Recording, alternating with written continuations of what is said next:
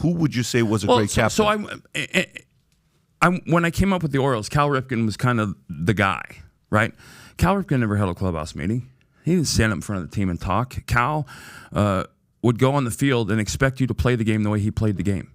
And if Cal had a problem with you, he'd pull you aside. No one touched Darren Dalton. Darren Dalton was so far beyond anybody I ever played with as a leader. Jason Vertek was the captain in Boston.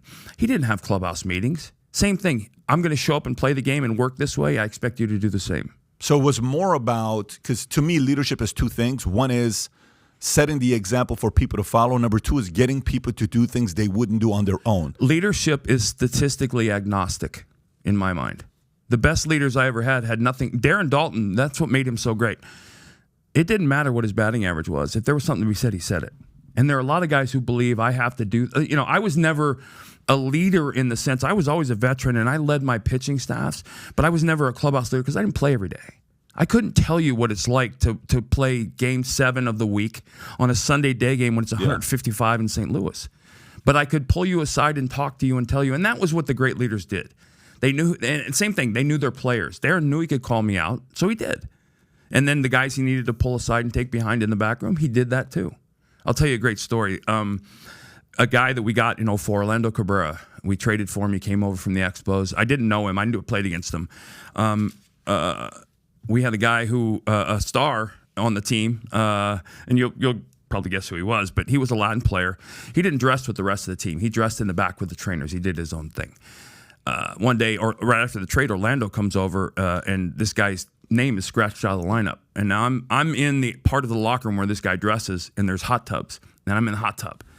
And Orlando comes back, and this guy looks at Orlando and says, "Hey, Poppy, what's up?" He's like, "Don't Poppy me." He's like, "What's up?" He said, "Your name's not in the lineup." "Yeah, a little tight today." He's like, No.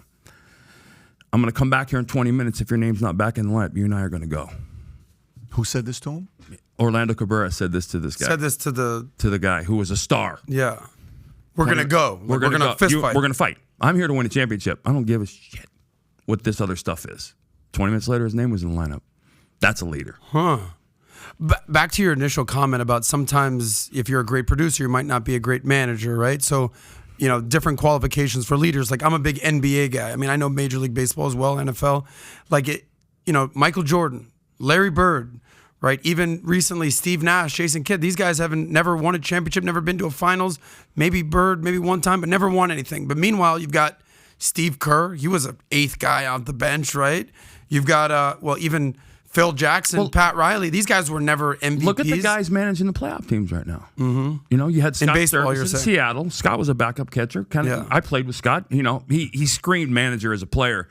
Aaron Boone, one of my favorite human beings in the world, not a superstar.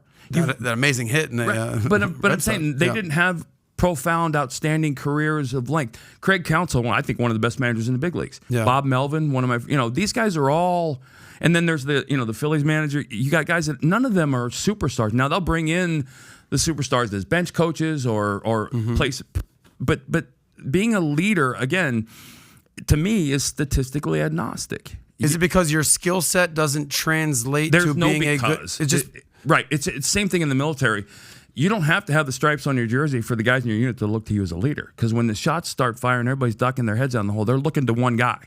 And that generally, sometimes that's not the guy with the most stripes on his shoulder. Who would you say Kevin Millar was? Would you say he was the locker room guy that rallied, or was he? No, he was just he was a guy who kept it light.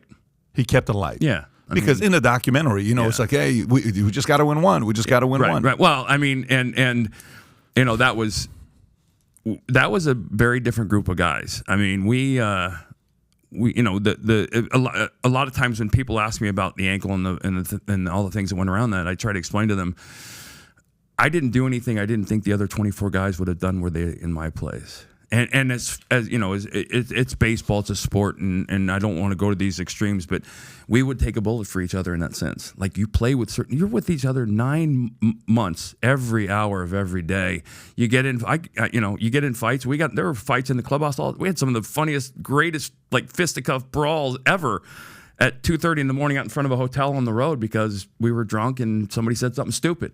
But we were fans. Who was the best brawler? Who was like the one that just straight up was always down and was good at it? So the guy Jason Vertek was a guy that I lockered next to Jason, who loved to be naked, and it was embarrassing because he was, he had like 2% body fat, and he just sat around like, put some clothes on, dude. All right, Catcher, right? Please, Jason Vertek, yeah, captain, yeah. But like Dave Hollins was the toughest player I ever played with by a wide margin. So if you like this clip and you want to watch another one, click right here, and if you want to watch the entire podcast, click right here.